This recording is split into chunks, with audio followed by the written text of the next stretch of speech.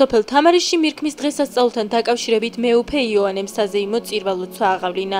მაშინ, როდესაც ღვთისმშობელი და მისი ძე ტაძარში იმყოფებოდნენ, მათთან მივიდა წმინდა სვიმონი, ყმაგულზე მიირქვა და სიხარულით შეღაღადა უფალს. აც განუტევე მონაშენი სიტყვისაებრ შენისა მშვიდობით, რამე თუ იხილა თვალთა ჩემთა მაცხოვრებაი შენი, ნათელ გამობრწყინებად წარმართა ზედა, დიდებად შენ და ერისა შენისა ისრაელისა. ეს არის დღე, როდესაც ქრისტეს ნათელი განცხადებულად შემოვიდა მორწმუნეერსა და საზოგადოებაში. მირქმას მე-6 საუკუნემდე საზეიმოდ არ აღნიშნავდნენ, თუმცა როდესაც კეთილმსახურ ქრისტიანს ეუწყა, რომ ამ დღესასწაულზე უნდა ეზეიმათ, 554 წლიდან ყოველ წელს 15 თებერვალს საზეიმოდ წირვალოცვით აღინიშნება. ერთ-ერთი საუკუნე დღესასწაული მირქმა, როდესაც მე-40 დღეს ახალშობილი იესო ჯულისამებრ მიიყვანეს ტაძარში ყოვლადწმინდა ღვთისმშობელმა და იოსებ დამწინდელმა. მე-40 დღეს ვაჟი პირველშობილი უნდა მიიყვანა ტაძარში და უნდა ეკურთხებინათ იქ, მაგრამ თვითონ იყო მაკურთხეველი ყოველთა და ეტომ სულიწმინდით სიმეონი მართალი კაცი, რომელიც 13 რომელსაც უწყებული ჰქონდა არ მოკვდები სანამ არ იხილავ მოსულს მაცხოვრის ქვეყანაზე. აი სწორედ ეს სულიწმინდით ეუწყა მას, რომ უკვე იშვა მაცხოვარი, მივიდა ტაძარში და მიეგება და უფალს შეავედრა, რომ ეხლა გამიშიო, აც განუტევე მონაშენი სიტყვისებში მშვიდობითო, რადგან იხილე შენი მოსვლა ქვეყანაზე.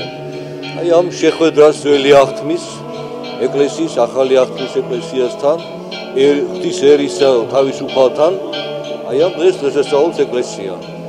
და ამ დღეს რადგან ანთებული სანთლებით მიდიოდნენ ტაძარში, ერთი ტრადიცია იყო, რომ ჩირაღნებით მოდიოდნენ ხოლმე საღამოს ლოცვაზე და ღამისთერით ლოცვას ატარებდნენ და აი ეს ტრადიცია სვანეთში შემორჩა.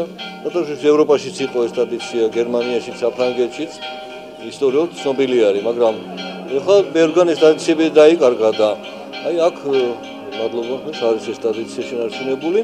ხოლო ხალხს აი მორწმუნეობის პერიოდში დაავიწყდა, რომ მოდიოდნენ ტაძარში სალოცავად და მარტო ცეცხლის დასანთებად არა.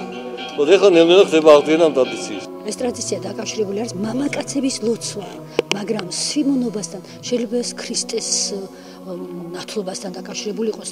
თვითონ მამაკაცზე, ოჯახში რამდენი მამაკაციც არის, ნათლისღების წინა დღეს, მძიმემარხვის დღეს, კეთდება სპეციალური მასალისაგან ლამპრის მასალა. სხვათა შორის ეს იყო არყის ხე. აი სვანეთში მაგალითად არყის ხისგან კეთდებოდა და რადგან ახლა აქ არყის შონა არ შეიძლება, ამიტომ ცდილობენ რომ ისეთი კარგი ხე მოიძიოს და ეს იდება მერე, უნდა გამოშოს ნათლისღებიდან დღემდე და 14-ში საღამოს გვიან სვანეთში ასე იცოდნენ. გვიან მზის ჩასვლის შემდეგ ხდებოდა ამ ლამპრების ეზოებში ანთება და იმდენი ლამპარი გამოდიოდა ეზოდან, რამდენი მამაკაციც იყო იქ.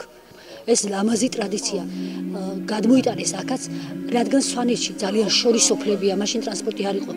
ასულები რომ თხოვდებოდნენ, შეიძლება ისე გასულიყო წლები, რომ ასული თავისშვილებით ვერ მოსულიყო თავის ოჯახში და აი ამ დღეს სპეციალურად პატიჟებდნენ ასულებს და მათ შვილებს.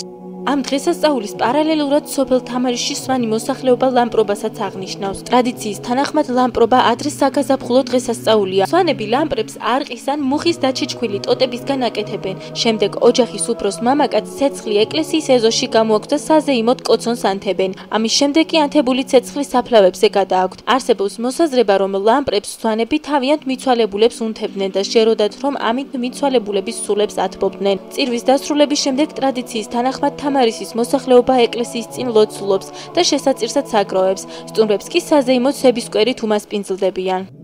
ეს არის ტრადიციული მამაპაპური. ეს აღნიშნავს, ესე იგი, ბიჭი რო ყავს ძეობის იქიდან არის რა. ოჯახებში ჩვეულებრივად სუფრები იშლება, საკრავები იკვლება. 4 ოჯახი არის ერთად შეკრული, რომელიც ამზადებს ფორმას და მოწვეული ხალხი იქნება იმ სუფრას მიჩვეულ. ეს ტრადიცია მამაპაპიდან მოდის.